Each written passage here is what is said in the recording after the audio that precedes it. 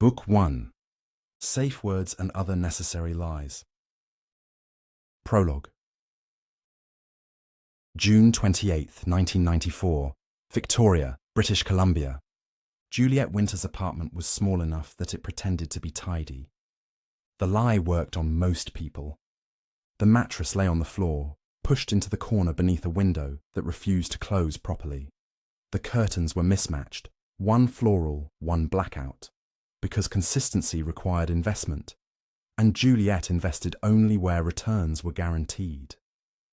A chipped mug sat on the counter beside a bottle of aspirin and a lighter that didn't belong to her. The man in her bathroom was Russian.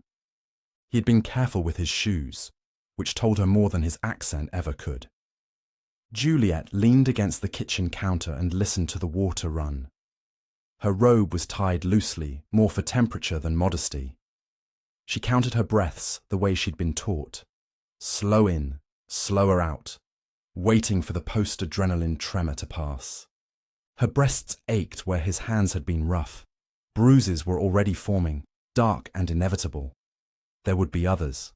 She noted this without surprise. Surprise was for people who still believed mornings were a reset. He emerged a moment later, a towel knotted around his waist, hair damp, expression faintly amused in the way men got when they believed they had just concluded something transactional rather than negotiated. You should raise your rates, he said, conversationally, reaching for his shirt. Juliet smiled. Pleasant, empty. You should stop paying for secrets you don't intend to keep. He laughed as he pulled on his trousers. I keep mine. No, she thought. You outsource them. Efficiently. With receipts.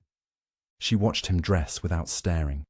Outside, the night was thick with coastal damp, the city quiet in the way it only ever managed after midnight. Somewhere nearby, a siren wailed and then cut off abruptly, as though it had reconsidered. He crossed to the small table by the door, gathering wallet, watch, keys. A memory stick lay among them, black, unremarkable, the sort you bought in bulk and forgot about immediately. Juliet had noticed it earlier and catalogued it as not her problem. That classification was provisional. He slipped on his jacket, checked his reflection in the cracked mirror, and kissed her cheek with a familiarity she hadn't earned and didn't correct. Perhaps again, he said. Juliet stepped back, already disengaging. Perhaps. He left. The door clicked shut behind him with a finality that felt deserved. Juliet waited until his footsteps faded down the stairs before she moved. She locked the door, slid the chain, then sat on the edge of the mattress and let her shoulders drop. She did not cry. Crying wasted oxygen. She counted. Outside, the Russian agent walked down the narrow street toward Pandora Avenue, jacket collar turned up, his mind already elsewhere. Out of habit, he reached into his pocket for the memory stick and felt nothing. He stopped, patting his pockets once, then again. Wallet, keys, lighter, no stick. His expression hardened as he scanned the street. The building behind him was dark and unremarkable, one of dozens. No lights came on, no curtains shifted. Shit. He muttered, the word landing heavier in his mouth than it deserved.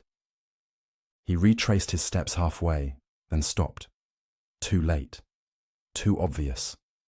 He made a decision. It was not, he suspected, a good one. He did not go back. Instead, he adjusted his jacket, arranged his face into something neutral, and headed for John's diner. He needed caffeine. He needed time. He needed to believe this was still salvageable. Behind him, in a dark stairwell, the memory stick lay where it had slipped free, lodged between two concrete steps, invisible unless you knew precisely where to look, and nobody did, yet. Chapter 1. Hash browns, black coffee, and the end of the world. Alternate. This is why we can't have nice diners. John's diner was awake before it wanted to be. The grill hissed like it had taken eggs personally. The air smelled of grease, old coffee, and the particular regret that only came from breakfast at 6:30 in the morning. Pandora Avenue was already damp, already loud, already pretending the day hadn't begun badly. CCR's Bad Moon Rising crackled through a radio that had survived disco and would almost certainly outlive everyone present. Juliet Winter sat in the corner booth with her back to the wall. This was habit, not paranoia. There was a difference. She was tired of explaining it. Her coffee was black and aggressively bitter. She drank it anyway. Sleep had been fragmented, full of half-dreams that evaporated the moment she tried to examine them.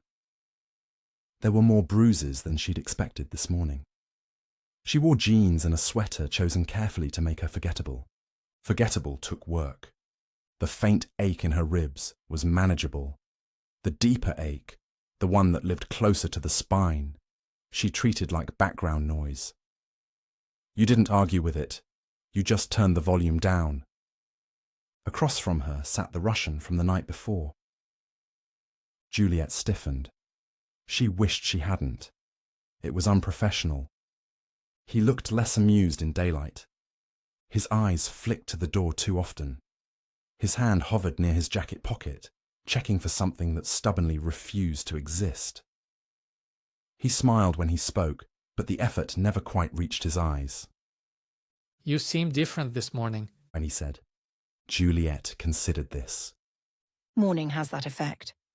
The radio changed tracks. The Guess Who's No Time came on louder than necessary, as though the diner were attempting subtlety and failing. At the counter, Elias O'Toole stirred his coffee and did not look up. He didn't need to. The room assembled itself in his head with practiced efficiency. Exits, reflections, lines of sight. He clocked the waitress, the cook, the two men nursing coffees they weren't drinking. He noted the Russian immediately, not for the accent, but for the tension. And then there was the woman in the corner booth. She didn't fidget. She didn't scan the room compulsively. She held herself like someone who had learned stillness the hard way. Elias felt the familiar tightening behind his sternum. That was going to matter. Unfortunately. The Russian leaned forward. About what we discussed. Juliet interrupted gently. We discussed a great many things. The diner door opened, then opened again. 3 men entered in quick succession, 2 coordinated to be accidental. 1 paused by the counter, 1 drifted toward the bathrooms. 1 remained near the door, eyes already moving. Juliet felt the shift before she could name it. Adrenaline surged, unwelcome and immediate. Shame followed, sharp and unreasonable. I didn't do anything wrong, she told herself. It failed to convince. The Russian swore under his breath. Elias stood. Chairs scraped. Someone dropped a fork. The cook swore and ducked. Juliet looked at Elias for the first time. Their eyes met. Not trust, recognition. Elias nodded once. The Russian reached for his jacket, and the morning, which had been merely unpleasant a moment before, decided to become unforgettable. Chapter 2. The customer is attempting to flee the premises. Alternate. Please remain calm while everything explodes. Eric Clapton's After Midnight slid beneath the hiss of the grill, lazy and insinuating, as if the universe had decided irony was a perfectly acceptable safety protocol. Elias O'Toole didn't raise his voice. He didn't need to. He stepped sideways as the man nearest the counter reached under his jacket, letting the grab miss him by an inch. Elias caught the wrist and redirected it with a gentle twist, polite, almost deferential, right up until the bones complained. The gun clattered onto the linoleum and skidded under a stool. No firearms in the diner, Elias said mildly. Health code. The man folded with a wet, metallic sound, breath leaving him in a rush when Elias clipped him with the butt of the gun. Elias guided him down. Careful, always careful. not to let his head strike anything harder than pride. Across the room, the Russian was already standing, chair scraping back too fast. Panic sharpened his movements, made them sloppy. He reached for Juliet's arm and stopped. She didn't flinch. Juliet froze. Not because she wanted to, because something old and mean reached up from her spine and wrapped around her lungs. Don't move, don't breathe, don't make it worse. The voice was familiar. It had kept her alive more than once. It had also nearly killed her. The second Russian moved fast, angling to cut off the aisle. Elias pivoted, using the counter as leverage, foot snapping out, not hard, not theatrical, just enough to take the knee sideways. The man went down screaming, more insulted than injured. The third man by the door finally committed. Juliet moved. It wasn't bravery. It wasn't strategy. It was the sudden, incandescent certainty that if she stayed still, she would disappear. She ducked sideways, slamming her shoulder into the table as she slid past it. Pain bloomed white-hot and immediate. She bit down hard enough to taste blood and kept going. The first Russian, her former client, grabbed for her. She grabbed for anything. Her hand closed on something solid. She swung. The old-fashioned napkin dispenser rang like a bell when it connected with the Russian's temple. He went sideways, momentum carrying him into the booth, where he slumped with offended dignity. The last Russian lunged for the exit. Elias was already there. He didn't punch him. He simply stepped into the man's path and let physics take over. The agent hit him chest first, surprise flaring just before Elias hooked an arm around his shoulders and turned, using the man's own weight to drive him into the wall. The impact rattled the windows. The radio betrayed them again, Clapton drawling on like this was all foreplay. After midnight, Elias tightened his hold just enough to make a point. He leaned in close, voice calm, almost kind. You're done, He said. Breathe. Don't fight. We'll all have a better morning. He showed the man the gun. The Russians sagged. Silence rushed in, broken only by the hiss of the grill and someone retching near the bathrooms.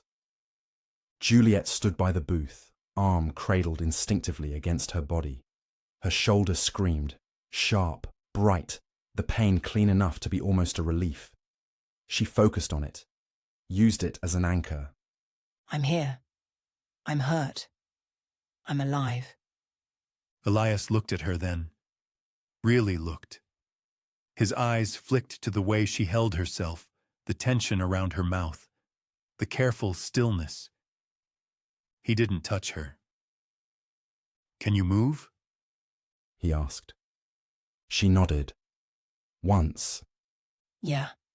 It cost her something to say it out loud. Good, He said. we're leaving. Sirens wailed in the distance. Too far, too late, too complicated.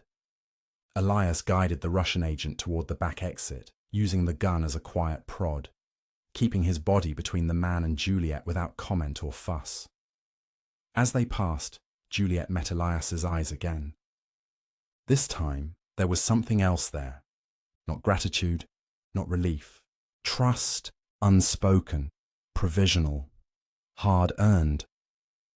Juliet followed them out into the damp morning, shoulder throbbing, heart racing, the diner already shrinking behind her like a bad dream she wouldn't wake from any time soon. And somewhere, deep in the machinery of the world, something important had shifted. Quietly, irrevocably.